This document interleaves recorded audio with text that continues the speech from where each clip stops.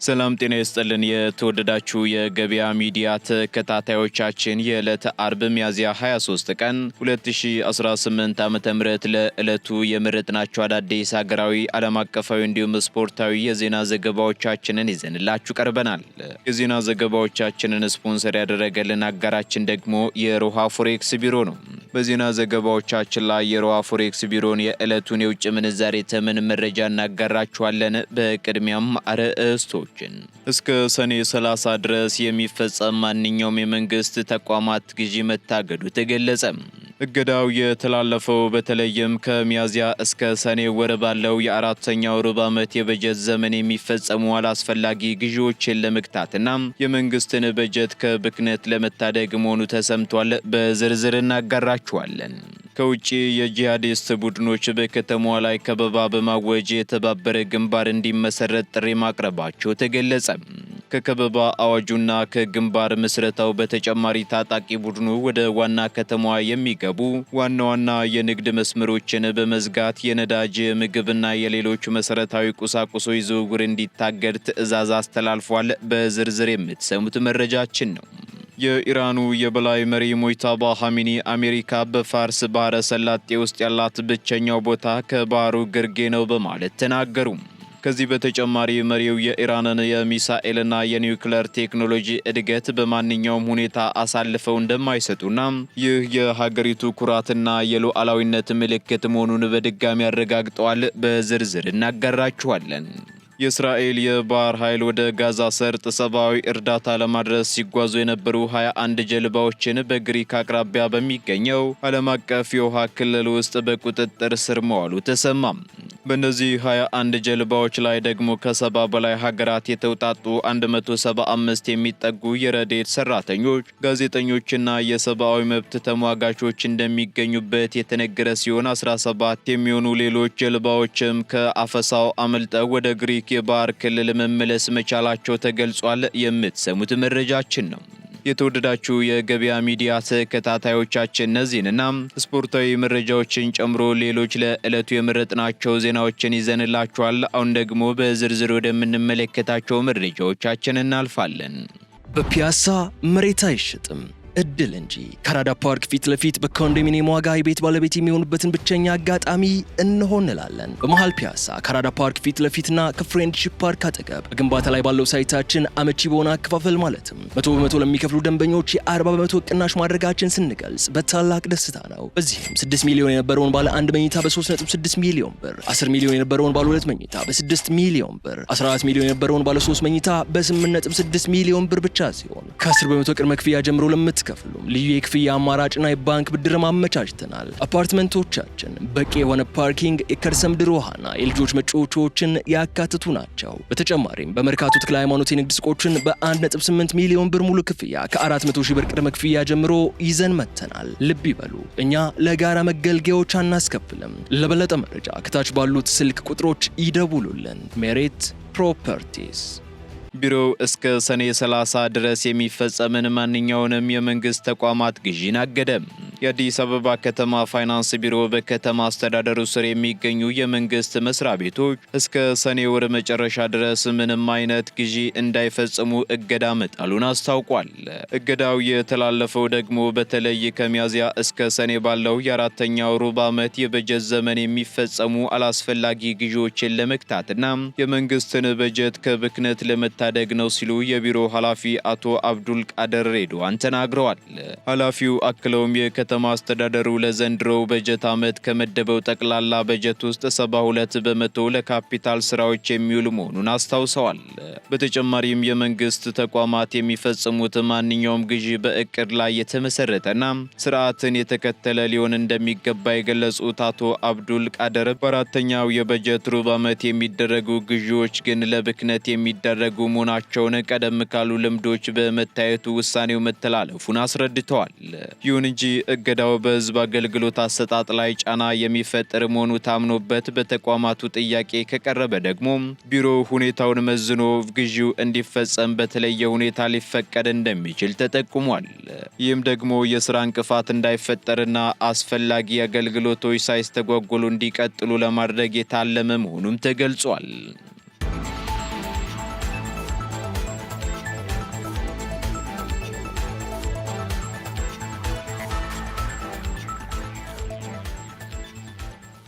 ወደ ባህር ማዶ መረጃዎቻችን ስንሸጋገር የኢራኑ የበላይ መሪ ሙጅተባ ኻሜኒ አሜሪካ በፋርስ ባህረ ሰላጤ ውስጥ ያላት ብቸኛው ቦታ ከባህሩ ግርጌ ነው ሲሉ ተናገሩ። የኢራኑ የበላይ መሪ አያቶላህ አሊ ኻሜኒ አሜሪካ በፋርስ ባህረ ሰላጤ ውስጥ ያላት ወታደራዊ እንቅስቃሴ በአካባቢው ሰላምን እንደማያመጣ ገልጸው ለዋሽንግተን በባህረ ሰላጤ ውስጥ የሚገባት ብቸኛው ቦታ ከባህሩ ግርጌ መቃብር መሆኑን በመጥቀስ ከፍተኛ ማስጠንቀቂያ ሰጥተዋል። መሪው በትላንትናው ዕለት በጽሑፍ በሰጡትና በቴሌቪዥን በተነበበው መግለጫቸው የኢራን የኒውክሌርና የባሊስቲክ ሚሳኤል ፕሮግራምም ለንግግር እንደማይቀርብ አመላክተዋል። አያቶላ ሙጅተባ ኻሜኒ በመግለጫቸው ላይ እንደጠቀሱት አሜሪካ ከ1000 ኪሎ ሜትሮች ርቃ መታ በክልሉ የምታደርገው ጣልቃ ገብነት ፍጹም ተቀባይነት የሌለውና ለቀጠናው ስጋት የሆነ ተግባር ነው ሲሉም ተናግረዋል። ስለሆነም የፋርስ ባህረ ሰላጤ የኢራንና የጎረቤት ሀገራት እንጂ የባዕዳን ኃይሎች መጫወቻ አይደለም ያሉት መሪው አሜሪካ በባህረ ሰላጤው ላይ የምታሳየው ትዕቢት የሚያበቃው የጦር መርከቦቿ በባህሩ ግርጌ ሲሰጥሙ ብቻ ነው ሲሉ በቁጣ ገልጸዋል። ይህ የኢራን መሪ መግለጫ የወጣው ደግሞ አሜሪካ በፋርስ ባህረ ሰላጤና በሆርሙዝ የባህር መስመር ላይ የምታደርገውን የጥበቃ ስራ እንደምታጠናክር ካሳወቀች በኋላ ነው። ኢራን በበኩሏ ይህንን የባህር መስመር በበላይነት እንደምትቆጣጠርና ማንኛውንም ያልተፈቀደ እንቅስቃሴ የሀገሪቱን ብሔራዊ ደህንነት እንደሚነካ በተደጋጋሚ ስትገልጽ ቆይታለች። ከዚህ በተጨማሪም መሪው የኢራንን የሚሳኤልና የኒውክሌር ቴክኖሎጂ እድገት በማንኛውም ሁኔታ አሳልፈው እንደማይሰጡና ይህ የሀገሪቱ ኩራትና የሉዓላዊነት ምልክት መሆኑን በድጋሚ አረጋግጠዋል። ዘገባዎቹ እንደሚያሳዩት ከሆነ ደግሞ ይህ የመሪው መግለጫ በሁለቱ ሀገራት መካከል ያለው ዲፕሎማሲያዊና ወታደራዊ ውጥረት ወደ አዲስ ምዕራፍ መሸጋገሩን የሚያመላክት ነው ብለዋል።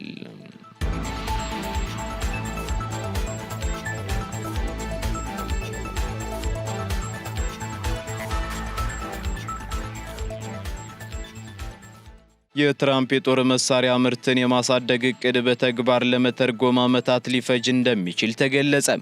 የዩናይትድ ስቴትስ ፕሬዝዳንት ዶናልድ ትራምፕ የሀገሪቱን የጦር መሳሪያ ክምችት ለማጠናከርና ምርትን በከፍተኛ ሁኔታ ለማሳደግ ያወጡት እቅድ መሬት ላይ ወርዶ ውጤት ለማሳየት ረጅም ዓመታት ሊፈጅ እንደሚችል የዘርፉ ባለሙያዎች አስጠንቅቀዋል። ፕሬዝዳንቱ የሁለተኛው የዓለም ጦርነት አይነት ያለውን ግዙፍ የማምረት ዘመቻ ይፋ ያደረጉ ሲሆን በዚህም ደግሞ እንደ ፎርድና ጀነራል ሞተርስ ያሉ ግዙፍ የመኪና አምራች ኩባንያዎች ወደ ጦር መሳሪያ ምርት እንዲገቡ ጥሪ አቅርበዋል። ይሁን እንጂ ዘመናዊ የጦር መሳሪያዎች ያሉባቸው ውስብስብ ቴክኖሎጂዎችና የመለዋወጫ አቅርቦት ሰንሰለት መቆራረጥ ለእቅዱ ፈጣን ስኬት እንቅፋት እንደሚሆኑም የኒውዮርክ ታይምስ ዘገባ አመላክቷል። የአስተዳደሩ እቅድ የጦር መሳሪያ አምራች ኩባንያዎች ትርፋቸውን ለባለአክሲዮኖች ከማከፋፈል ይልቅ አዳዲስ የማምረቻ መስመሮችን ለመዘርጋት እንዲውሉ የሚያስገድድ ቢሆንም የምርት ሂደቱ ተጠናቆ ግን ውጤቱን ለማየት እስከ ፈረንጆቹ 2027 እና ከዚያ በላይ ሊፈጅ እንደሚችል ተገምቷል። በተለይም እንደ ሚሳኤል ያሉ የተራቀቁ የጦር መሳሪያዎችን ለማምረት የሚያስፈልጉ ጥሬ ዕቃዎችን በአጭር ጊዜ ውስጥ ማግኘት አለመቻሉም የፕሬዝዳንቱን የፈጣን ምርት ፍላጎት ከባድ ፈተና ውስጥ እንደከተተው የፖለቲካና የወታደራዊ ተንታኞች እየገለጹ ይገኛሉ።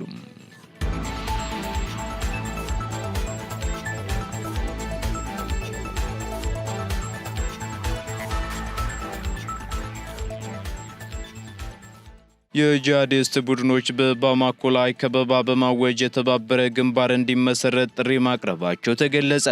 በማሊ የሚንቀሳቀሰውና ከአልቃይዳ ጋር ግንኙነት ያለው የጂኤንአይኤም ታጣቂ ቡድን በዋና ከተማዋ ባማኮ ላይ መጠነ ሰፊ ከበባ መጀመሩን አስታውቋል።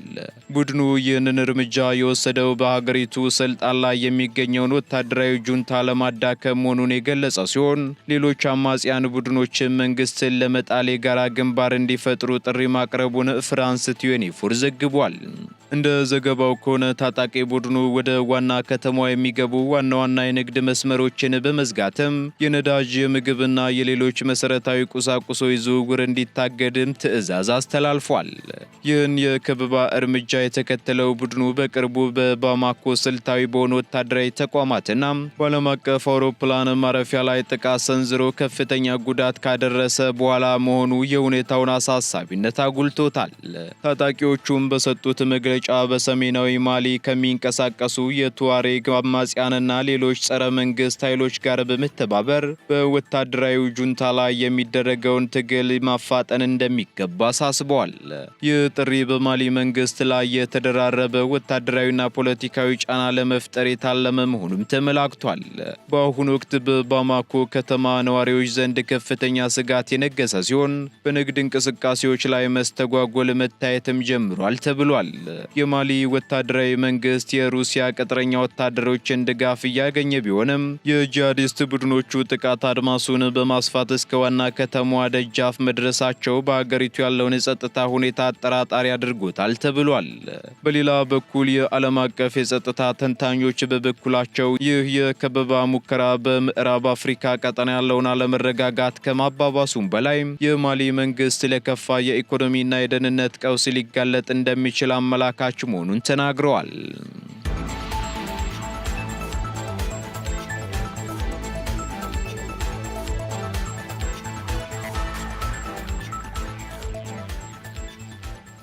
እስራኤል ወደ ጋዛ ሰርጥ ሰብአዊ እርዳታ በመጫን ሲጓዙ የነበሩ 21 ጀልባዎችን በቁጥጥር ስር መዋሏ ተሰማም። የእስራኤል የባህር ኃይል ወደ ጋዛ ሰርጥ ሰብአዊ እርዳታ ለማድረስ ሲጓዙ የነበሩ 21 ጀልባዎችን በግሪክ አቅራቢያ በሚገኘው ዓለም አቀፍ የውሃ ክልል ውስጥ በቁጥጥር ስር መዋሉን አስታውቋል። ግሎባል ሱሙድ ፍሎቲላ የተሰኘው የሰብአዊ መብት ተሟጋች ቡድኑ ዛሬ ባወጣው መግለጫ እንዳመላከተው የእስራኤል የጦር መርከቦች በግሪክ አቅራቢያ በሚገኘው ዓለም አቀፍ የውሃ ክልል ውስጥ ጀልባዎችን ከበው መያዛቸውን ገልጿል። በወቅቱም ደግሞ እስራኤል በጀልባዎቹ ላይ የኤሌክትሮኒክስ መገናኛ ዘዴዎችን በማቋረጥ ጥቃት መሰንዘሯም ተጠቁሟል። በእነዚህ 21 ጀልባዎች ላይ ደግሞ ከ70 በላይ ሀገራት የተውጣጡ 175 የሚጠጉ የረድኤት ሰራተኞች፣ ጋዜጠኞችና የሰብአዊ መብት ተሟጋቾች ተሳፍረው እንደነበርም ተነግሯል። ጀልባዎቹ በቁጥጥር ስር በዋሉበት ወቅትም 17 የሚሆኑ ሌሎች ጀልባዎች ከአፈሳው አመልጠው ወደ ግሪክ የባህር ክልል መመለስ መቻላቸውም ተነግሯል። የእስራኤል የውጭ ጉዳይ ሚኒስትር በበኩሉ ድርጊቱ የተፈጸመው በጋዛ ላይ የተጣለውን የባህር ላይ እገዳ ለማስከበር እንደሆነና በጀልባዎቹ ላይ የነበሩ ሰዎችም በሰላማዊ ሁኔታ ወደ እስራኤል ወደብ እየተወሰዱ መሆኑን አስታውቋል። የረድኤት ቡድኑ ግን ድርጊቱ ከጋዛ በመቶዎች የሚቆጠሩ ኪሎ ሜትሮች ርቆ በሚገኝ ዓለም አቀፍ የውሃ ክልል ላይ የተፈጸመ በመሆኑ እስራኤልን በባህር ላይ ዝርፊያ ወንጀል ከሷታል። ድርጊቱ በተለያዩ ዓለም አቀፍ የሰብአዊ መብት ተሟጋች ድርጅቶች ዘንድም ከፍተኛ ተቃውሞን እያስከተለ ይገኛል።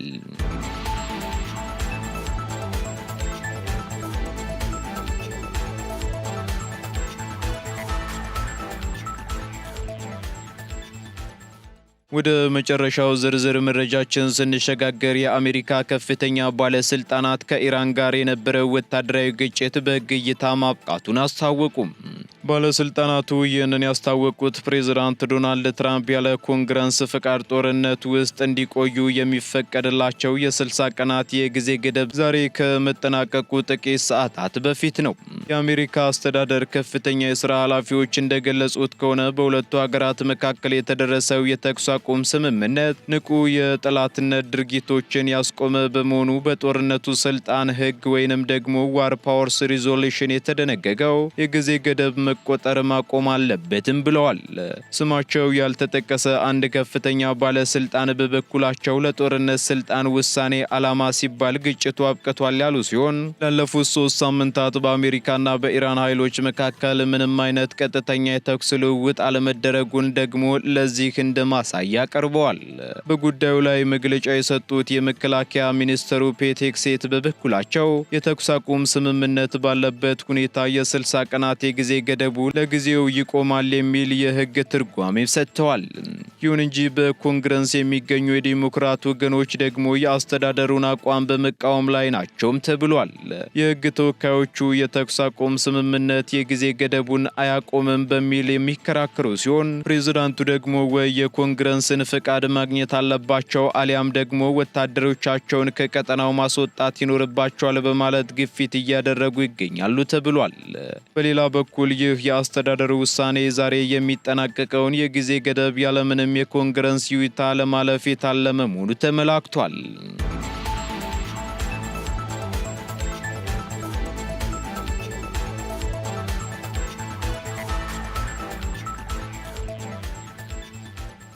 ቀጥለናል። የተወደዳችሁ የገበያ ሚዲያ ተከታታዮቻችን ወደ ስፖርታዊ መረጃዎቻችን ስንሸጋገር የኢትዮጵያውያን እንቁ አትሌቶች ለሽልማት መታጨትና የኢትዮጵያ ፕሪሚየር ሊግ ጨዋታዎች ውጤት እንዲሁም የዛሬ መርሃ ግብሮችን ጨምሮ የቅዱስ ጊዮርጊስ እግር ኳስ ክለብ አዲስ አሰልጣኝ መሾምን ከሀገር ውስጥ የምናሰማችሁ ሲሆን ከባህር ማዶ ስፖርታዊ መረጃዎቻችን መካከል ደግሞ የእስራኤልና ፍልስጤም በእግር ኳሱ መድረክ መፋጠጥ እንዲሁም የትላንት ጨዋታ ውጤቶችና የዛሬ መርሃ ግብሮችን ጨምሮ ሌሎች ስፖርታዊ መረጃዎችን መኮንን አልሞ አዘጋጅቷቸዋል። ተከታትለን እንመለስ። አመሰግናለሁ መላኩ። እንደምንውላችኋል ውድ የገበያ ሚዲያ ቤተሰቦቻችን፣ እነሆ የሰዓቱን ስፖርታዊ ዜናዎች ይዤላችሁ ቀርብ ያለው። በቅድሚያም የሀገር ውስጥ ዮሚፍ ቀጀልቻና ትዕግስት አሰፋ የወሩ ምርጥ አትሌት እጩ ሆነዋል። ባሳለፍነው ሳምንት መጨረሻ በለንደን ማራቶን የራሷን ሪከርድ ጭምር በማሻሻል አሸናፊ የሆነችው ትዕግስት አሰፋና ማራቶንን ከ2 ሰዓት በፊት በመግባት ከሰባስቲያን ሳዌ ጋራ ታሪክ የሰራው ዮሚፍ ቀጀልቻ የወርሃ ሚያዝያ የዓለም ምርጥ አትሌት እጩዎች ዝርዝር ውስጥ መካተታቸው ታውቋል። የአትሌቲክሱ ቤተሰብም ለተወዳዳሪ አትሌቶች ድምፅ የመስጠት እድል በማመቻቸት ምረጡ ብለዋል። በሲቢኤ ኢትዮጵያ ፕሪሚየር ሊግ መርሃ ግብር ወልዋሎ ዓዲግራት ዩኒቨርሲቲ ድል ሲያደርግ ነገሌ አርሲና ፋሲል ከነማ 0-0 በሆነ አቻ ውጤት ተለያይተዋል። 6 ግቦች በተቆጠሩበት ጨዋታ ወልዋሎ ዓዲግራት ዩኒቨርሲቲ ኢትዮጵያ ቡናን 4-2 ሲያሸንፍ የወልዋሎ ዓዲግራት ዩኒቨርሲቲን የማሸነፊያ ግቦች ኮንኮኒ ሀፊዝ 2ቱን ግቦች ሲያስቆጥር ያሬድ ከበደና በየነ ባንጃው ቀሪዎችን ግቦች ማስቆጠር ችለዋል። ለኢትዮጵያ ቡና ደግሞ አቡበከር አዳሙና በረከት ብርሃኑ ከመረብ አሳርፈዋል። መቀለ ሰባ እንደርታ ከሀዲያ ሆሳዕና ያደረጉት ጨዋታ ደግሞ አንድ አቻ በሆነ ውጤት ተጠናቋል። 2 ቀይ ካርዶች በተመዘገቡበት ጨዋታ ሀዲያ ሆሳዕናና መቀለ ሰባ እንደርታ አንድ አቻ ሲለያዩ፣ አርባ ምንጭ ከተማና ኢትዮጵያ ንግድ ባንክ ደግሞ ያለ ግብ አቻ ተለያይተዋል። የመቀለ ሰባ እንደርታን ግብ ኬኔዲ ገብረ ጻዲቅ ሲያስቆጥር ጸጋብ ግዛው ሀዲያ ሆሳዕናዎችን አቻ አድርጓል። በዚህ ኢትዮጵያ ንግድ ባንክ ከአርባ ምንጭ ጋር አቻ በተለያዩበት ጨዋታ ሁዘይፋ ሻፊ ኮከብ ተጫዋች ተብሎ የተመረጠ ሲሆን ሽልማቱንም ከሰርቢያዊው አሰልጣኝ ሰርዲዮቪች ሜቾ ተቀብሏል። ሰርቢያዊው አሰልጣኝ ሰርዲዮቪች ሚሎቲን ወይም ሜቾም አርባ ምንጭ ከተማና ኢትዮጵያ ንግድ ባንክ ባደረጉት ጨዋታ አዲስ አበባ ስቴዲየም ላይ በመታደም በቅዱስ ጊዮርጊስ ክለብ አሰልጣኝና ምክትል አሰልጣኝ መሃል ተቀምጠው ጨዋታውን ሲከታተሉ ታይተዋል። ከ1997 እስከ 2002 ዓ.ም የቅዱስ ጊዮርጊስ የ5 ዓመት ቆይታቸው 5 የኢትዮጵያ ፕሪሚየር ሊግ፣ 3 የአሸናፊዎች አሸናፊና 1 የኢትዮጵያ ጥሎ ማለፍ ዋንጫ አሸናፊ የነበሩት እኚህ የ56 ዓመቱ አሰልጣኝ ከአልጄሪያው ክለብ ሴቲፍ ከተለያዩ በኋላ እረፍት ላይ የነበሩ ሲሆን በትላንትናው ዕለት ወደ አዲስ አበባ የመጡትም የቀድሞ ክለባቸውን ፈረሰኞቹን ለመረከብ መሆኑ ታውቋል።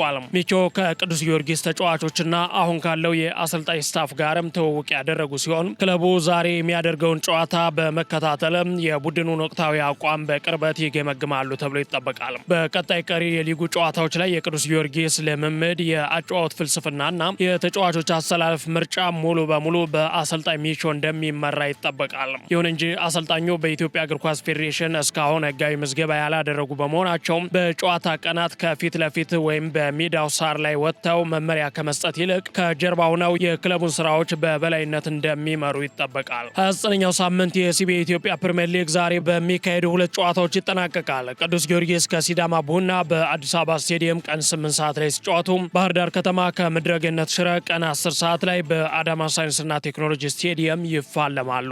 እሁድ ሚያዝያ 25 ሊደረጉ የነበሩ የኢትዮጵያ ከፍተኛ ሊግ የማጠቃለያ ጨዋታዎች ላልተወሰነ ጊዜ ተራዝመዋል። የጨዋታዎቹ መርሃ ግብርም በቀጣይ የሚገለጽ ይሆናል።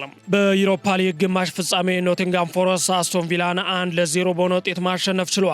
ክሪስ ውድ ኖቲንጋም ፎረስትን አሸናፊ ያደረገች ግብ በፍጹም ቅጣት ምት አስቆጥሯል። በሌላ የዩሮፓ ሊግ ግማሽ ፍጻሜ ጨዋታ ፕራጋ ከፍራይቡርግ ያደረገውን ጨዋታ 2-1 አሸንፈዋል። እንዲሁ በኮንፈረንስ ሊግ ግማሽ ፍጻሜ ደግሞ ክሪስታል ፓላስ ከሜዳው ውጭ ተጉዞ ሻክታር ዶኔስኪን 3-1 ሲያሸንፍ፣ ራዮ ቫልካኖ በበኩሉ ሳልስቡርግን 1-0 ድል አድርጓል። የመልስ ጨዋታዎች በቀጣይ ሳምንት የሚደረጉ ይሆናል። ዛሬ የሚደረጉ ጨዋታዎች በእንግሊዝ ፕሪሚየር ሊግ ምሽት 4 ሰዓት ላይ ሊድስ ዩናይትድ ከበርንሌይ ሲጫወቱ፣ በጣሊያን ሴሪያ ኤ ምሽት 3 ሰዓት ከ45 ላይ ፒሳ ከሊቼ ይፋለማሉ። እንዲሁም በስፔን ላሊጋ ምሽት 4 ሰዓት ላይ ላይ ጂሮና ከማሎርካ የሚጫወቱ ይሆናል። እስራኤልና ፍልስጤም በእግር ኳስ መድረክ ላይ ተፋጠዋል። የዓለም የእግር ኳስ የበላይ ፊፋ ዓመታዊ ኮንግረስ በሜክሲኮ ቫንኮቨር እየተካሄደ ይገኛል። በኮንግረሱ የፊፋው ፕሬዝዳንት ጂያኒ ኢንፋንቲኖ የፍልስጤምና የእስራኤል እግር ኳስ ፌዴሬሽን ፕሬዝዳንቶችን ወደ መድረክ ጋብዘው ነበር። ፕሬዝዳንት ጂያኒ ኢንፋንቲኖ ሰላምና አንድነትን ለማስተዋወቅ ሁለቱ ፕሬዝዳንቶች መድረክ ላይ እንዲጨባበጡ ጠይቀዋቸውም ነበረ። ይሁን እንጂ የፍልስጤም እግር ኳስ ፌዴሬሽን ፕሬዝዳንት ጅብሪል ራጁ ፍቃደኛ ባለመሆን ከመድረክ ወርደዋል። በሳምንቱ አጋማሽ የተደረጉ የአውሮፓ ሻምፒዮንስ ሊግ ጨዋታዎችን ተከትሎ ከቀረቡ እጩዎች ውስጥ የሳምንቱ ምርጥ ተጫዋች ተለይተዋል። በዚህ መሰረት የፒኤስጂ የፊት መስመር ተጫዋች ኡስማን ደምቤሌ የሳምንቱ የሻምፒዮንስ ሊግ ጨዋታዎች ምርጥ ተጫዋች ተብሎ ተመርጧል። ደምቤሌ ፒኤስጂ ባየር ሙኒክን 5-4 ሲያሸንፍ 2 ግቦችን አስቆጥሮ 1 ለግብ የሆነ ኳስ አመቻችቶ ማቀበሉ ይታወሳል። አሽራፍ ሀኪሚ ለሳምንታት ከሜዳ ይርቃል። ፓሪስ ሴን ዠርመን በቻምፒዮንስ ሊግ የግማሽ ፍጻሜ የመጀመሪያ ዙር ጨዋታ በሜዳው ባየር ሙኒክን ጋብዞ 5-4 በሆነ ውጤት ማሸነፉ ይታወሳል። በጨዋታው በጉዳት ተቀይሮ ለመውጣት የተገደደው የቡድኑ የቀኝ መስመር ተከላካይ አሽራፍ ሀኪሚ በደረሰበት የጡንቻ ጉዳት ምክንያት ለሳምንታት ከሜዳ እንደሚርቅ ክለቡ በይፋ አረጋግጧል። በዚህ ምክንያት ሞሮኮዊው ኮከብ የሚቀጥለው ሳምንት ረቡዕ በሙኒክ የሚደረገው ወሳኝ የመልስ ጨዋታ ያመልጠዋል ተብሏል። ፒኤስጂ ባየር ሙኒክን አልፎ ለፍጻሜ የሚደርስ ከሆነ ግንቦት 22 ከአርሰናል ወይም ከአትሌቲኮ ማድሪድ አሸናፊ ጋር በሚደረገው የፍጻሜ ጨዋታ ላይ ይደርሳል ተብሎ ይጠበቃል። መላኩ ለሰዓቱ ያስኳቸውን ዜናዎች በዚሁ ቋጫለሁ። አመሰግናለሁ።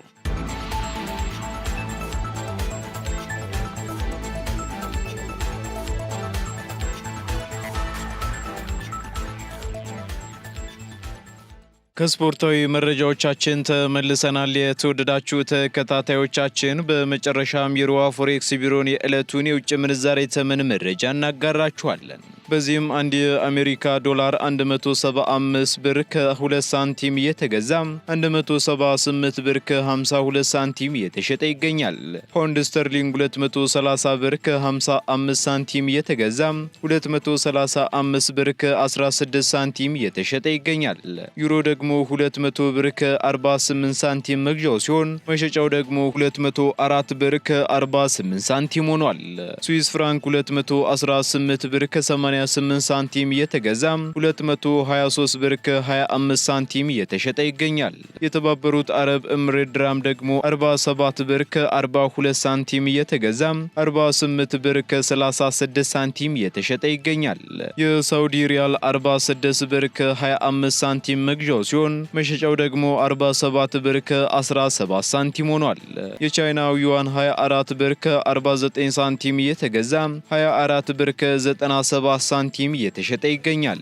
የካናዳ ዶላር እንዲሁ 122 ብር ከ5 ሳንቲም እየተገዛ 124 ብር ከ49 ሳንቲም እየተሸጠ መሆኑን የሮሃ ፎሬክስ ቢሮ የዕለቱ የውጭ ምንዛሬ ተመን መረጃ ያመላክታል።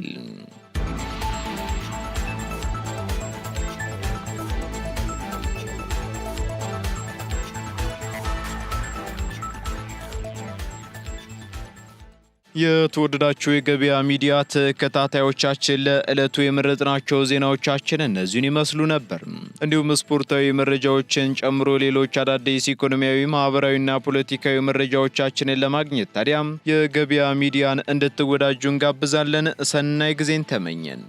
በፒያሳ መሬት አይሸጥም እድል እንጂ ከአራዳ ፓርክ ፊት ለፊት በኮንዶሚኒየም ዋጋ የቤት ባለቤት የሚሆኑበትን ብቸኛ አጋጣሚ እንሆ እንላለን። በመሃል ፒያሳ ከአራዳ ፓርክ ፊት ለፊትና ከፍሬንድሺፕ ፓርክ አጠገብ በግንባታ ላይ ባለው ሳይታችን አመቺ በሆነ አከፋፈል ማለትም 100% ለሚከፍሉ ደንበኞች የ40% ቅናሽ ማድረጋችን ስንገልጽ በታላቅ ደስታ ነው። በዚህም 6 ሚሊዮን የነበረውን ባለ 1 መኝታ በ3.6 ሚሊዮን ብር፣ 10 ሚሊዮን የነበረውን ባለ 2 መኝታ በ6 ሚሊዮን ብር፣ 14 ሚሊዮን የነበረውን ባለ 3 መኝታ በ8.6 ሚሊዮን ብር ብቻ ሲሆን ከ10% ቅድመ ክፍያ ጀምሮ ከፍሉም ልዩ የክፍያ አማራጭና የባንክ ብድር ማመቻችተናል። አፓርትመንቶቻችን በቂ የሆነ ፓርኪንግ፣ የከርሰ ምድር ውሃና የልጆች መጫወቻዎችን ያካትቱ ናቸው። በተጨማሪም በመርካቶ ተክለ ሃይማኖት የንግድ ሱቆችን በ1.8 ሚሊዮን ብር ሙሉ ክፍያ ከ400 ሺህ ብር ቅድመ ክፍያ ጀምሮ ይዘን መተናል። ልብ ይበሉ፣ እኛ ለጋራ መገልገያዎች አናስከፍልም። ለበለጠ መረጃ ከታች ባሉት ስልክ ቁጥሮች ይደውሉልን። ሜሪት ፕሮፐርቲስ